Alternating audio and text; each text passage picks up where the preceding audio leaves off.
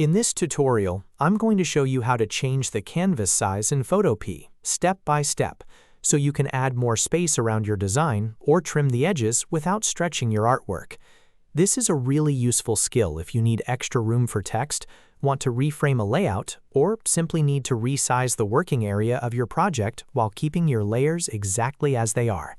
If this video helps you out, go ahead and hit like, and don't forget to subscribe for more Photopea tips and editing tutorials. Alright, let's jump in. First, open your project in Photopea and look at the top menu bar.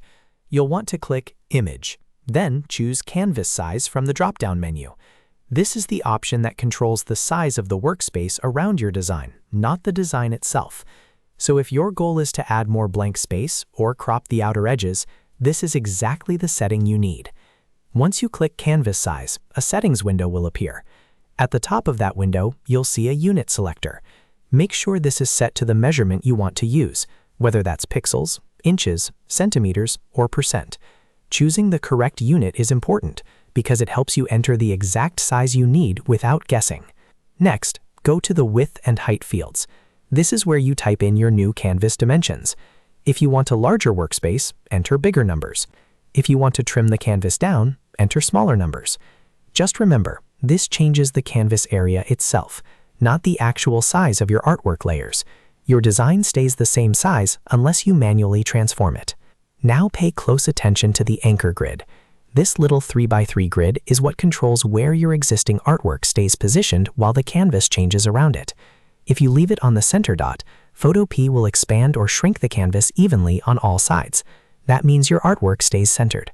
If you choose the top center anchor, your artwork stays locked to the top edge, and the canvas will extend downward. This is useful if you want to add space below your design, maybe for a footer, caption, or extra content. If you choose the left center anchor, your artwork stays attached to the left side, and the canvas expands to the right. That can be helpful if you want to build something out horizontally. You can also choose the other anchor points depending on where you want your artwork to stay fixed. The key idea is simple.